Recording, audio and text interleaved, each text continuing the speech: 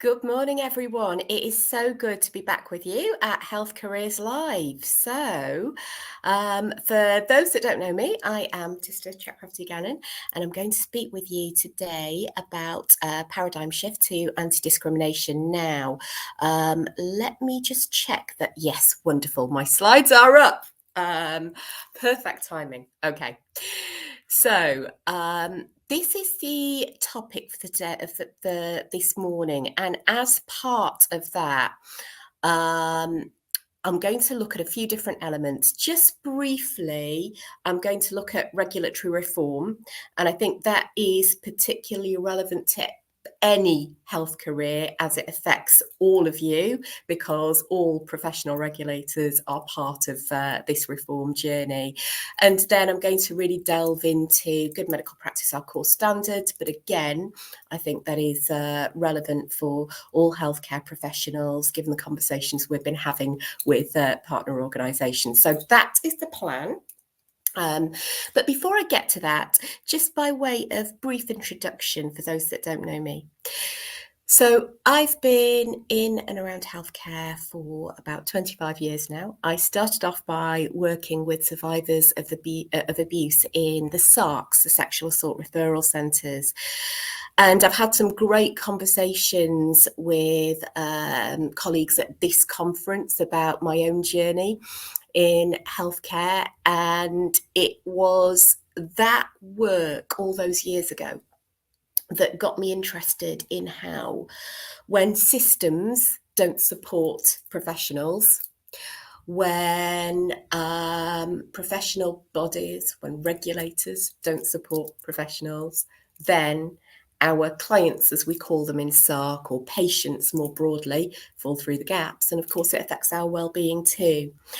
So when I was asked to speak today, looking at the well-being and leadership themes of today's conference, I really wanted to speak to that and let you know what is coming on the horizon and some of the work that we're doing around that piece.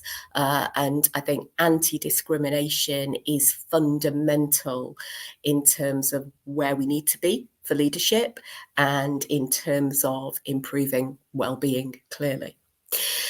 So that's my background.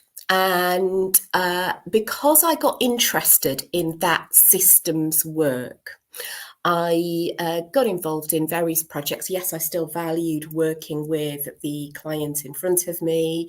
There's nothing quite like that feeling when you've helped someone.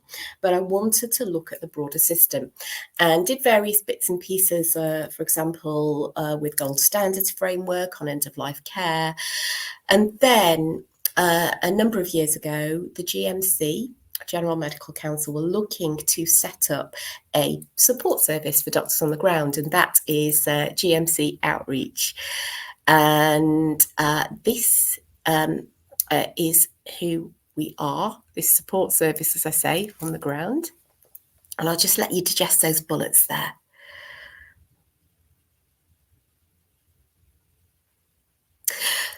So, as it says there, we are based all around the country. So wherever you work in your regions and nations, there are outreach advisors.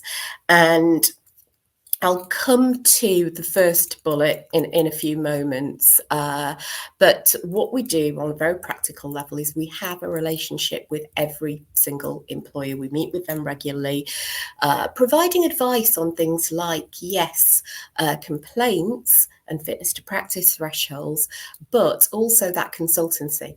So, for example, if a particular organisation is having challenges with culture in a department, we then look at what support and interventions might be available to improve things. And that brings me to that third bullet. So the team are out on the ground doing that, teaching and delivering those supportive interventions. And of course, as part of that, we hear what's happening on the ground, the fourth bullet. And that can help us improve things locally. So if a group of doctors are saying to us, well, well, this is great in terms of the standards, but we can't really deliver that here because of workload pressures, then that's a conversation that we can have locally, but also more broadly to inform policy when there are real worries about something. So that's what outreach do. And I guess that overall philosophy is that first bullet point, upstream regulation. In a nutshell, there's a load of regulatory theory behind this, but in a nutshell, the idea is to prevent harm. If you, as a regulator, whether we are talking utilities, whether we're talking teaching, whether we're talking doctors or nurses, if all you are doing is fining organisations or striking people off, then you failed, because by that time, colleagues and possibly patients, thinking about medicine, have been harmed. So what we would much rather do is expend energy in providing that support early. And that brings me to the first point in sort of the content for today, and that is around regulatory reform. So you might be thinking, well, what about regulators? Don't they need root and branch reform in that journey to compassionate regulation? And speaking from the GMC's perspective, we have been asking for that root and branch reform for a long time now. It does require government to push through legislation. That is finally happening. But as it stands, the model is based on the Medical Act from 1983, and it is very much out of date. It creates for a far too adversarial process, and doesn't give us a choice over what we investigate. So that need for reform has been present for a long time, and it's something we've been lobbying for a long time. Now, that is not me saying that it's all someone else's fault. There are plenty of things that we can do outside of that, and we have been doing, and I think that's really, really important for compassionate regulation. But to just give you a little bit of an overview of the history, that wider regulatory reform piece, we thought it would finally happen in 2013. So now over 10 years ago, there was a Law Commission's bill and everything. And it encompassed a number of areas. So as you can see on the slide, the fitness to practice processes, which is where the bulk of the change is needed. But also things like specialist application processes. So, for example, many international graduates, the pathways open to them to get on the specialist register, they really need modernising, as well as things like education quality assurance. So those plans to reform regulation were well underway before the GMC were asked to regulate physician associates and anaesthesia associates, and now that is part of the reform picture as well. This is now finally happening. It will still be a few years before we see the full benefits of that. There are still things that need to go through, but it is happening, and that's the biggest game changer for compassionate regulation in particularly the fitness to practice sense. However, as I said, there are many things that we've been doing outside of that, that we're able to, if you will, under statute. And that's what I want to take you through. And apologies that the animations aren't working, so there's a lot of information straight on the slide here, but I'll take you through it. So I talked about upstream and downstream before. Clearly, the work that we do as regulators, there is always going to need to be some of that downstream activity. But this is a quote here at the bottom of the slide from our former chief exec who started that journey. And we started putting a lot more investment in the activities further upstream. And the apotheosis, if you will, of upstream is, to my mind, the new good medical practice. And those are the core ethical standards. So that brings me to the bulk of this morning's talk, and that is that paradigm shift to anti-discrimination. And what I mean by anti-discrimination is that for too long, I think as a society, as well as the system of healthcare in particular, we've been in a place where we've said discrimination is bad, don't do it, you know. But where we actually really need to be is in a place where we are actively seeking to prevent, actively seeking out, and actively tackling discrimination. So that is what that shift to anti-discrimination should be, rather than merely don't discriminate. And looking at the evidence base that requires this. Some of you may be familiar with the NHS RES data. So that's a workforce race equality standard. So just focusing in on ethnicity for a moment. And I'll just let you absorb the content on that slide for a moment.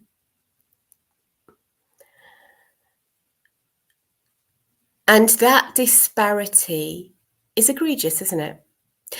And as I've said, it's quite interesting because RES has been around for a long time now. However, there is low awareness that the workforce race equality standard even exists. And there is, recently there's been a little bit of a lack of clarity with the MRES, that's the Medical Workforce Race Equality Standard, which started, the work for that started back in 2019 because a very different experience for doctors compared to wider healthcare professionals. And then finally, a bit of a question for you, and I am, as we go through, I am going to be looking at the chat because I do want to keep it interactive and informal and relaxed as we go. So my question for you, and I will keep checking the chat for any answers, is which group do you think, which specific minoritised ethnic groups do you think report the highest disparities in the NHS? So I'll pause and give you a few moments to answer.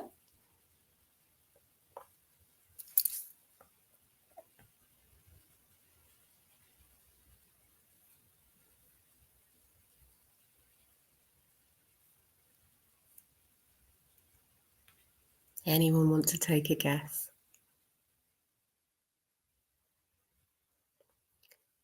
I don't think that answer will necessarily surprise anyone. It's quite interesting. I'm contributing to 2 chapters in a book, a medical textbook for Elsevier on anti-racism in medicine, and I've been doing a load of research in this space, and some of the information has not been surprising, some of it has. But I can see no one's answered just yet, so I will put you out of your misery.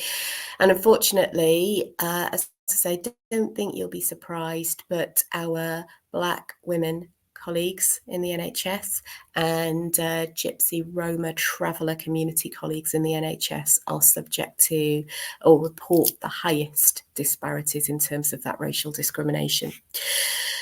So that's a picture around racism. Just moving to some data from the GMC. And again, I'll let you absorb this.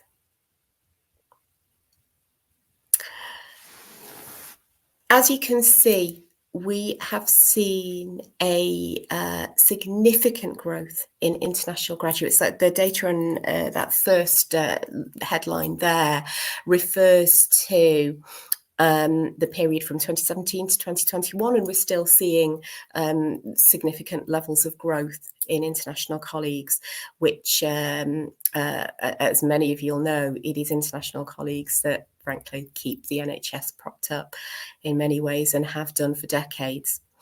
Now, looking at that growth and looking at the current trajectory, if that trajectory continues, SAS colleagues and lead colleagues. So those are our specialty and specialist grade doctors and locally employed doctors. They will be the majority of the doctor register by 2030 if current trends continue. And I think that's really interesting because those are the two groups that traditionally have been least supported. So that's a huge concern. And my goodness, that support it is needed. The discrimination that those groups often face is quite something. The next area looks at both racism and faith-based discrimination.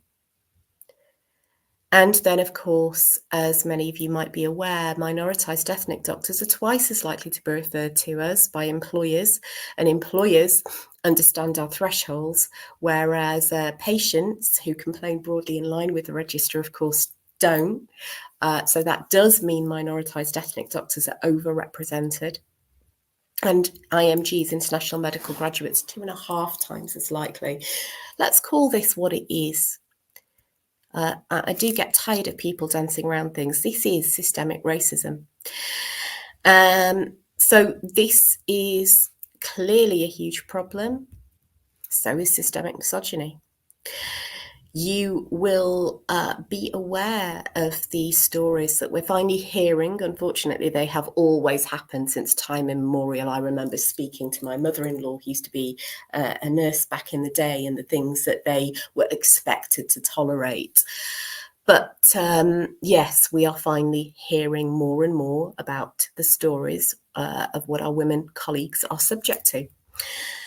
So in that backdrop, it is necessary to do some heavy lifting. But I use this image, and I'm glad this image is working actually, because I do get tired of how when a group raise an issue, so it is women that have been raising the issue of sexual harassment, sexual assault, misogyny in general in healthcare, and then women doctors and broader healthcare professionals are handed the prize of fixing it.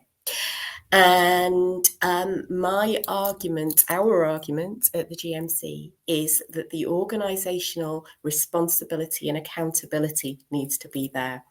We, of course, need to hear from all groups that contribute and are subject to these experiences. So with misogyny, we need to hear from women colleagues who need to shape the response. But the accountability should lie with organisations. And as per the theme title driver, if you will, of my talk, in terms of compassionate cultures, this is where the accountability should sit. So with that in mind, we really want to use good medical practice as that lever for change. Now, it is not a panacea. It is our core standards. That implementation is key. But we have been speaking with organisations across the country who are now using it that way. And I will give you some examples as we go. Yes, good medical practice is related to doctors. However, this conversation, as I'm sure you will appreciate, has been happening across all groups. And the data that I was sharing before around racism, around systemic misogyny, this and indeed growth, for example, around international colleagues, that is something that we are seeing at NMC, at HCPC as well. And we are collaborating on a number of areas actually as regulators to improve the picture for registrants, whether it be doctors, nurses, or allied healthcare professionals.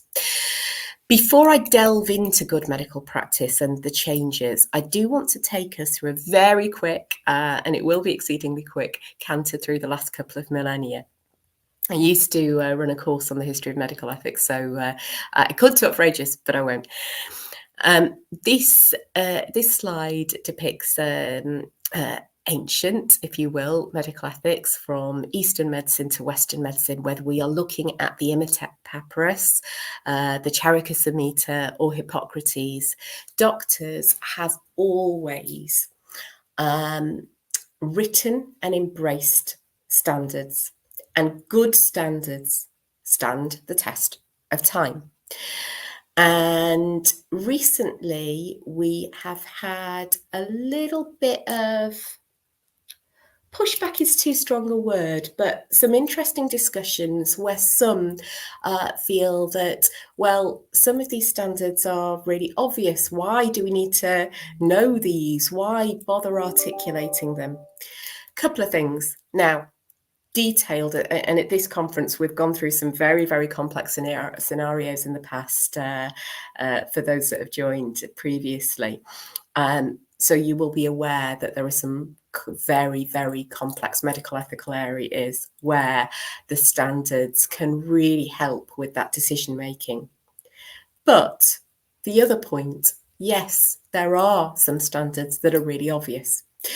And as per the quote that is translated there from Hippocrates, as you can see, that relates to confidentiality, and that is now a central, obvious, if you will, that the core of it anyway, tenet of practice. But as I say, it's become that over, well, millennia. It's become normalised. It has stood the test of time. And as I say, there is this history of professionals embracing the obvious standards because they're the ones who've created them. Fast forwarding a few centuries, this next slide is when the surgeons got involved and started creating standards. And the first bullets on the first half of the slide all seem fairly logical. So try and focus on those because my animations aren't working. And I think we'd agree with the bullets on that side. They are very much drawn from the work that Hippocrates et al. Did back in the day. I won't excuse, but I'll just about tolerate the sexism purely because this is 16th century. But that aside, the principles have remained for, well, as I say, millennia, and seem sensible. However, on the other side, those 4 bullets, that's what Paracelsus went on to say, and they are not sensible things through a modern lens. And that brings me right back up to date, because good standards, good medical ethical standards, change with the social contract. And good medical practice, the revised 2024 version, a huge amount of work went into the consultation, the pre-consultation work. And what this slide depicts, this just depicts the individuals who responded to the consultation. But I'm also incredibly grateful to all of those involved in the pre-consultation work. So all of those stakeholder organisations, from the BMA, partner regulators such as the NMC, membership organisations such as Medical Women's Federation, the British Association of Physicians of Indian Origin, the Sudanese Doctors UK associations, Nigerian doctors, all these different groups helped shape the draft, then helped contribute to the consultation itself, and helped shape what we have today. And as you can see, the diversity of individual responses on the slide, that gives us real confidence that this is the sort of shared, credible contract, the current social contract, and what is needed in ethical standards now. And a big part of the change that colleagues wanted was around that discrimination piece. So I'm just going to take one of the paragraphs as an example. There are anti-bias themes peppered throughout those new standards. We've talked briefly about racism, for example, faith-based discrimination, but just honing in on misogyny, I wanted to just share this paragraph with you. We'll delve into the other areas for those joining the workshop later on. I'll pause, I'll shut up and let you just read this. And whilst you're reading that, I'm going to look at your chat.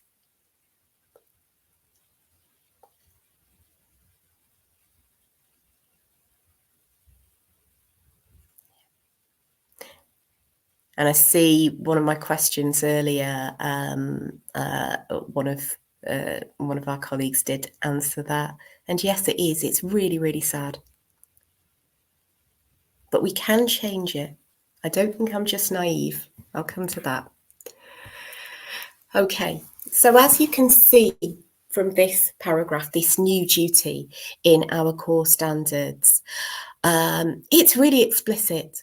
It is really explicit. And given my background as well, the work with survivors of abuse, I was really delighted to lead on the good medical practice work for our outreach teams at the GMC.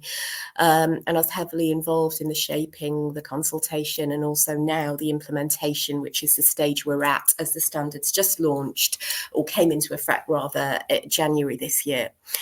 And the language here, I was particularly pleased that we landed on this language, and I'm grateful to colleagues from Surviving in Scrubs, the Working Party of Sexual Misconduct in Surgery, to help us with this, because my emphasis there, effect or purpose. I think that's really important because it centers the target, the victim, the survivor. Whereas before, the argument would often be from someone who received this allegation, the perpetrator, the argument would often be, oh, I didn't mean it. Those 72 times I got too close to her and got in her space and followed her, I didn't mean anything by it. She's being too sensitive. That is now much less important than the impact it has on the individual subject to those behaviours. And that offers a real lever for organisations. I said I'd give you some examples before.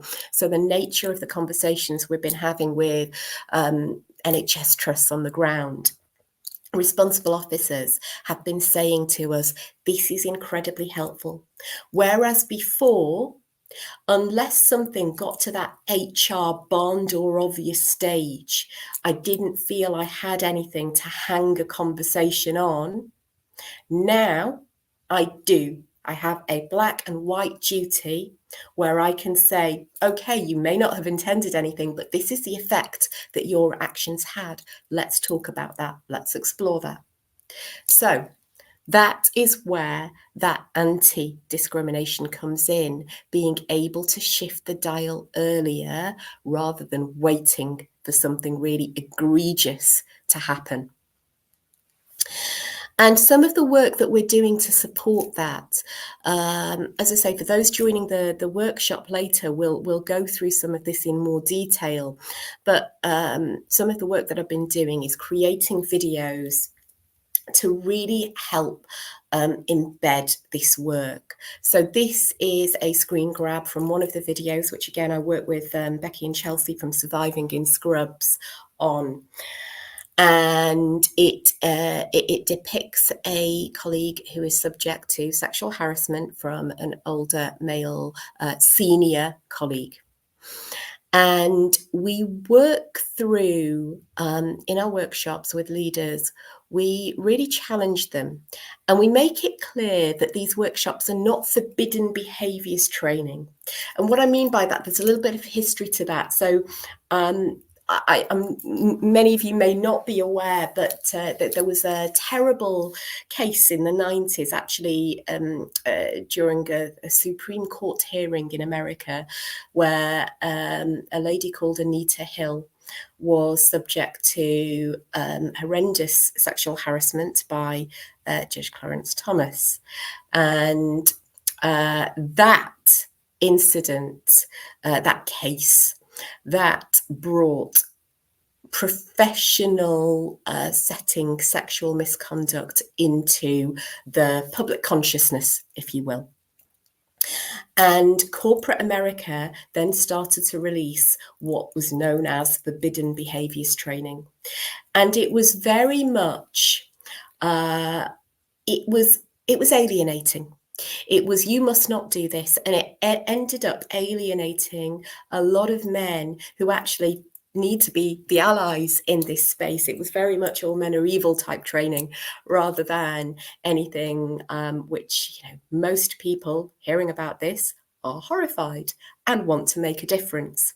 And that's where we need to be. We need to have proper allyship, and we need to be in that space where, when we're doing training in that room, everyone is there to stop this scourge. And that's what we focus on. So we really constructively challenge leaders to be aware of what's happening in their workplace, but also exploring what would happen, what should happen, what protective factors can they introduce to prevent these issues, and what protective factors can they introduce when they become aware of issues. So that's some of the work that we're doing, and I'll share some more interventions with you later. But ones that are particularly effective, and sorry, because of the animation problem, you can't quite see the language there, so I'll talk you through it. But paragraphs 58 and 59 in Good Medical Practice also look at that bystander duty, if you will.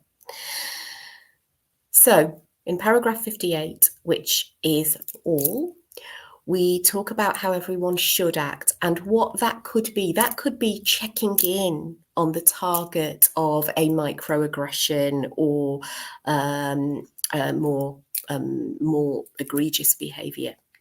It could be speaking up for them, calling in, calling out. It could be a range of things, but it's a should, in recognition that there will be power differentials. Paragraph 59, on the other hand, is for those in leadership roles, and it is a must. They must act. And we need to get to that place where we have active bystanders who have that confidence to act when we see those early warning signs, as well as the absolute obvious extremes. So as I get to the sort of denouement of this morning's session, I just want to explore, bearing in mind that we're talking about compassionate cultures and inculcating those in organisations, I want to look at organisational responsibilities in that professionalism continuum. So of course, at the top, we all, as individuals, have responsibilities, and the upstream end is where we are all respectful and civil, and of course the extreme end is where that bullying and harassment starts.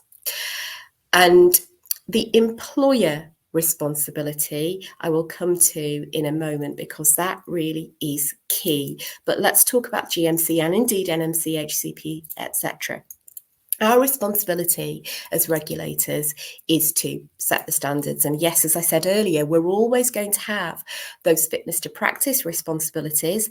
But as I say, by the time something gets to that end, the FTP, fitness to practice end, or looking at employers now bringing them in, the HR process end, colleagues have been harmed, possibly patients too. Okay. So that means we have to do the work here with that standards and guidance. And yes, the GMC, the NMC, HCPC, GDC, we can all produce these standards, but we don't have the regulatory remit to implement those standards at employer level. That's where the employer organisational culture responsibility sits. Okay. Now, we have got a responsibility, albeit not a direct regulatory remit thing, if you will, but we have got a responsibility to support with that, hence why the videos that I talked about, the workshops, etc., are all being created. And I want to zoom in on this a little bit more to make it a bit more tangible, to look at the different interventions that can take place at the different ends of the scale. So, zooming in, okay, and again, everything's come up at once on the slide, so I'll just talk you through it.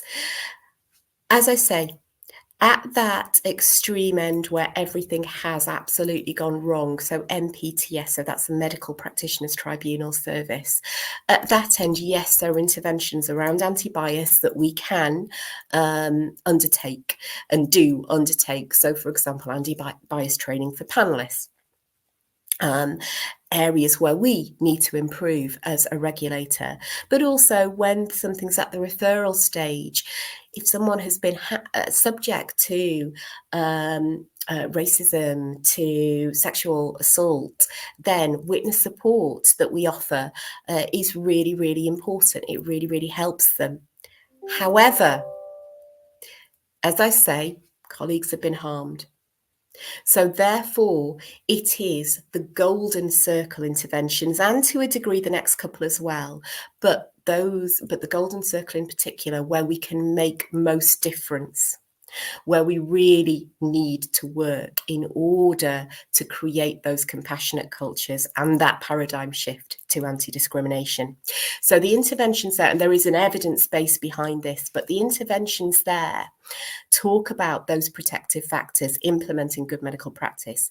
Now, protective factors mean good quality bystander training, not a one and done, but where we have regular conversations at induction, at grand rounds, Schwartz rounds, etc., so that there are clear expectations, so that someone who is subject to these awful behaviours is imbued with the confidence to know that her organisation or his organisation will take it seriously. So those interventions make the most difference. There is also something around when mistakes happen, or when someone perpetrates a microaggression. And as many of you will know, with microaggressions, there isn't necessarily an intention there to harm. It is through lack of knowledge, lack of education, etc. So when things like that happen, because we're all human, we're going to make mistakes. Then what do we do to prevent escalation? Well, we need to tackle those early warning signs, and that's where that second circle comes in, and that implementation of professional behaviours and patient safety programme, which is another one of our interventions. And they are built around coffee cup conversations. And too often we see that because a conversation is too difficult, it's not had. So, for example, so-called sexualized banter, so-called homophobic jokes, these disgusting things people feel awkward about and don't necessarily raise it. Okay. Well, I'm not saying that those individuals, it depends on the gravity, of course it depends on the persistence, etc. I'm not saying those individuals need striking off by their regulators, but they do need a sitting down by their employer. And they need those coffee cup conversations. And this may sound a bit wishy-washy. However, there is a strong evidence base. So we did a lot of work with Vanderbilt Medical School. And this model, as I say, is the evidence base that it works. Now, the absolute egregious behaviours, they, of course, need to go straight to disciplinary. But those early warning signs can be resolved with that informal cup of coffee conversation, which still needs an infrastructure to record it, to ensure that patterns are, monitored. But the evidence shows that that first early warning sign, cup of coffee conversation resolves most issues. For those that doesn't, the second resolves a vast, vast majority. Then, of course, you have got those consistent, persistent behaviours, which, as I say, need more thorough interventions. We want everywhere to embed this model. And we released it in 2019, and it's not widespread yet, unfortunately. But my final sort of arguments, if you will, and these are the arguments that we make to organisations. If the moral imperative is not enough for you, then look at the productivity imperative. Of course, those subject to these behaviours are impacted. But also their performance is impacted, and therefore patient care also witnesses. And if that isn't good enough for you, although my goodness, the moral imperative, as I said in the first place, should be, then get people angry. And these are all real examples that my team have heard on the ground.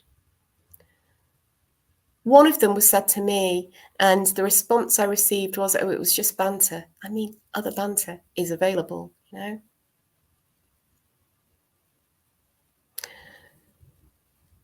And the coffee cup conversations for the less egregious do work. As I say, I've had experience of doing that. I've had a case where someone really thought the women enjoyed those jokes. He learned.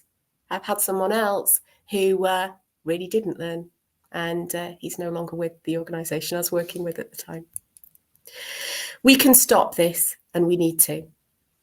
And as I say, the new good medical practice isn't a panacea, but it does put it all in black and white and gives people that lever. And the good news is that those golden circle interventions work. So that is it from me, and I am at time, but I am going to have a look at the questions, and I'm going to just check with colleagues if we've got time for me to answer those, or if I should do that afterwards.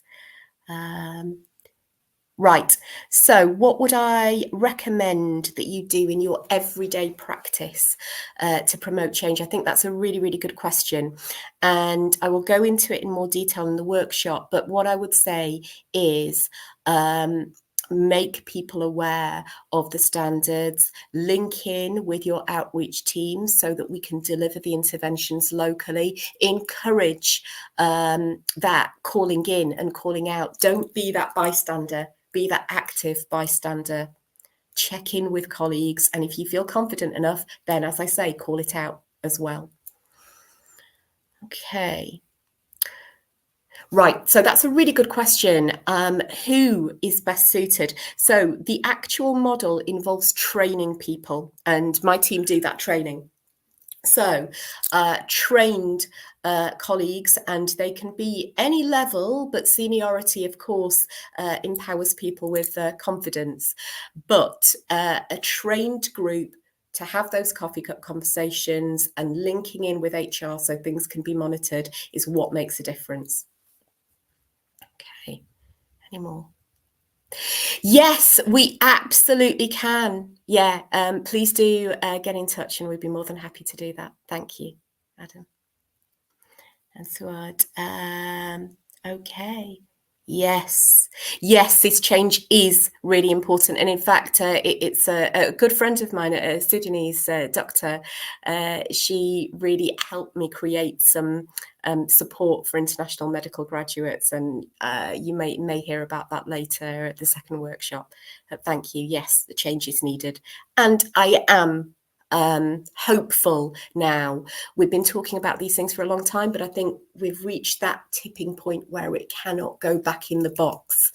I'm seeing lots of places, not enough, but lots of places making these changes and using, as I say, good medical practice and other things as a business case to say, yes, we are going to do this.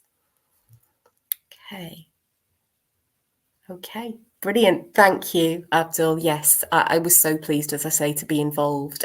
These standards are very close to my heart. Yeah.